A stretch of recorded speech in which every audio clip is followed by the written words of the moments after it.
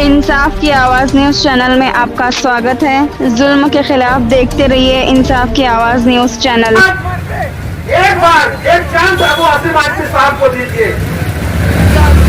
शान हिंद पड़ी हुई खातिर है, बड़ी है, समझता है, लीडर है। निहाल अहमद का खून है उसके अंदर।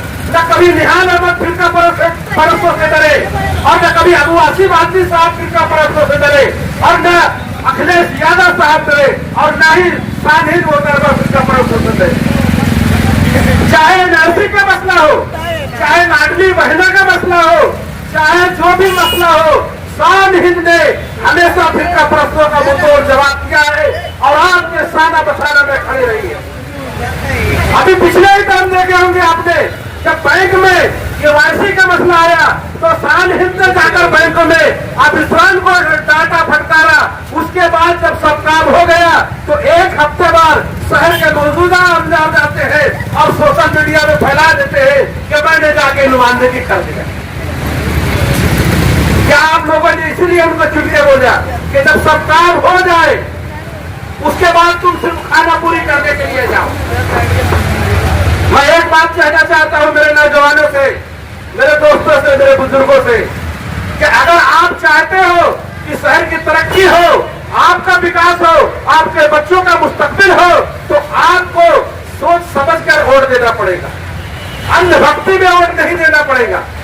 आप किसी के दबे हुए नहीं हो, किसी के टिके हुए नहीं हो, किसी का आप खा के नहीं बैठे हो, तो फिर क्यों आप बार बार उन्हीं लोगों को इख्तियार में बिठा रहे हो। सबको मौका दो, सबको मौका दो। जो हमारा काम न करे, जो हमारे मसले में न खड़ा हो, उसको आप कतई करके वोट मत दो।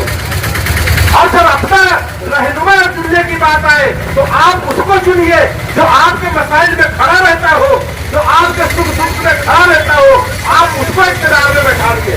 ये नहीं कि जब सीजन आ जाए, जब आए सीजन मार लिए और उसके बाद फिर घर में बैठ गए। मैं आप लोगों को याद दिलाता हूं, पिछले 5 सालों से मौजूदा आमदार एमआईएम के टिकट से चुनकर आए, लेकिन पिछले 5 सालों तक इन्होंने कहीं एमआईएम का जिक्र नहीं करा। यूनुस ईसा खानूदा बन के हमेशा छत्तीसगढ़ रहा और न यूनुस ईसा खानूदा कभी 5 साल सियासी मैदान में कभी कदम नहीं रखे। लेकिन अब इलेक्शन आ गया है, दोनों में मांडोली हो गई है और फिर दोनों तालीम तरक्की के लिए, लोगों को ठगने के लिए, लोगों को धोखा देने के लिए फिर मैदान पे आ गए। तो आप ऐसे मुफाद परस्त लोगों को कब तक इख्तियार में बैठाने रहेंगे? एक मौका अबू आसिम आदमी साहब को दीजिए, एक मौका अखिलेश यादव साहब को दीजिए, एक मौका शान हिंद मोहतरमा को दीजिए। बदलाव जरूरी है। अगर बदलाव नहीं करेंगे तो हमारे शहर की तरक्की नहीं होगी। दोस्तों, साबिक आमदार है जो है, इनको भी आपने 15 साल इनके रहा है, वो मालेगांव के मुस्तकबिल तय करने के लिए आ रहा है। आप लोग अभी तक जो वोटिंग करते आए हैं, इस बार आपको सोच समझकर वोटिंग करना है। मालेगांव में इस बार बदलाव की हवा चल रही है और अबू आसिम आदमी साहब को मालेगांव से बहुत लगाव है। उन्होंने मालेगांव का जब सर्वे कराया, मालेगांव का जब जायजा लिया, तो मोहतरमा मरहूम आयशा हकीम आपा के बाद अगर मालेगांव में कोई खातिर कैंडिडेट उतारा है तो वो समाजवादी पार्टी ने शान हिंद के नाम का ऐलान किया है। दोस्तों, पिछले 25 सालों से यानी कि 1999 के बाद से आज तक मालेगांव शहर सिर्फ खंडहर में तब्दील होते गया है। तामीर तरक्की नाम की कोई चीज हुई नहीं है। जब इलेक्शन आता है तो मालेगांव के लीडर आजी माजी आमदार सिर्फ विकास की बात करते हैं, सिर्फ तामीर की बात करते हैं, लेकिन कहीं शहर में कहीं विकास दिखता नहीं है। क्या वजह है दोस्तों? 15 साल मालेगांव की आवाम ने शेख रशीद खानूदा को इख्तियार में दिया, 10 साल मौजूदा आमदार मालेगांव के रहे और इन्हीं के दोनों के बीच में मालेगांव की कारपोरेशन भी घूमती रही। लेकिन क्या आप लोगों से, इनके कामों से क्या आप लोग मुतमईन हैं? कब तक आप लोग इनके बहकाओं में, इनके झांसे में, इनके मजबूरी चोले में बहकर आप इनको इख्तिदार में देते रहेंगे। दोस्तों, अगर आप लोग चाहते हो कि मालेगांव में तामीर तरक्की हो तो आपको इख्तिदार बदलना पड़ेगा। जब तक इख्तिदार बदलेंगे नहीं, जब तक मालेगांव का विकास कभी नहीं होगा। क्या वजह है? आज हम देख रहे हैं कि मालेगांव में आए दिन उद्घाटन पे उद्घाटन हो रहा है। कोई बोलता मैं इतने 1000 करोड़ का फंड लाया, कोई बोलता मैं अजीत दादा पवार से लाया, लेकिन ये फंड जाता कहाँ है दोस्तों? आप लोग कभी सोचे? सिर्फ उद्घाटन के अलावा, सिर्फ इफ्तिताह के अलावा कहीं शहर में काम दिख नहीं रहा। इसके पहले हमने देखा कि मौजूदा शहर का आमदार बोले मैं 365 करोड़ रुपए लेके आया हूँ। अभी फिर 200-400 करोड़ की बात करें। अगर इतना करोड़ फंड लाए तो मैं समझता हूँ कि मालेगांव की हर गली में रोज कहीं न कहीं एक काम चालू होना चाहिए। लेकिन दिख रहा है क्या दोस्तों? आज हम देख रहे हैं कि साबिक आमदार मौजूदा आमदार को लगा रहे हैं इल्जाम की फिरका परस्तों से मिले हुए हैं, और मौजूदा आमदार इनको लगा रहा फिरका परस्तों से मिले हुए हैं। लेकिन मालेगांव शहर की आवाम ने देखा है कि ये दोनों फिरका परस्तों से मिले हुए हैं। आप लोग जब तक इख्तिदार नहीं बदलेंगे, जब तक मालेगांव का विकास होगा नहीं।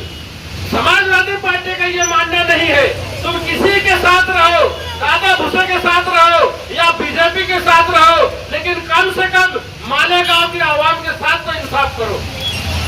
मैं इतना जानता हूँ कि अगर कोई एक बुरे आदमी की संगत करता है तो वो पूरी संगत में फंस जाता है, और कोई अच्छे के साथ में जाता है तो वो उससे कुछ न कुछ अच्छाई सीखता है। तो वजह क्या है दोस्तों? चाहे आदि आमदार हो, चाहे मादी आमदार हो, इन्होंने हमेशा दादा भूसे के साथ रहे। लेकिन आज काम के मामले में मालेगांव आउटर कैसा है और मालेगांव कैसा है, ये आप लोग खुद देख लो। इन्होंने कुछ दादा भूसे से सीखा क्यों नहीं? जब वो काम करा तो तुम्हारा फंड कहाँ गया? तुमने काम कहाँ लगाए? तुमने अपने पैसे कहाँ खर्चा किए? ये हिसाब आपको लेना है आने वाले 20 नवंबर को। हमने देखा है कि पिछले इलेक्शन में किस तरह से ये तीनों सियासी पार्टी आपस में लड़ी है, लेकिन जब कारपोरेशन का इख्तिदार आया तो ये लोग मिलकर तीनों पार्टियां इख्तिदार में हिस्सेदारी रही। और शहर के मौजूदा आमदार को मालेगांव की आवाम ने एक बार फिर से उनको मौका दिया है। उनके मतभी चोले में बहकाव में आकर उनको एक बार मौका दिया है। लेकिन मैं आप लोगों से पूछना चाहता हूं दोस्तों, आप लोग सोशल मीडिया में देखते आ रहे हैं, आज का जो मौजूदा आमदार है, मैं समझता कि झूठ बोलने में ये नरेंद्र मोदी का रिकॉर्ड तोड़ दिया। और झूठ भी कहां से बोला जा रहा है? मस्जिद से बोला जा रहा है, मस्जिद के मेंबर से बोला जा रहा है। और सोशल मीडिया में दूध का दूध और पानी का पानी हो रहा है। यहाँ तक कि जबतुल उलमा के जो महाराष्ट्र के सत्र है, उनको तक भी मौजूदा आमदार ने नहीं छोड़ा, उनके ऊपर भी इल्जाम लगाया है। यानी कि ये अपने घर वालों को भी नहीं बख्शते हैं। तो आप लोग किस खेत की मूली है, मैं ऐसा समझता हूँ। आप लोगों को कैसे धोखा नहीं देंगे, आप लोगों को कैसा झांसा नहीं देंगे? ये झांसेदार आमदार है। आप लोग अगर चाहते हो कि तामीर तरक्की हो शहर की, तो आपको इख्तिदार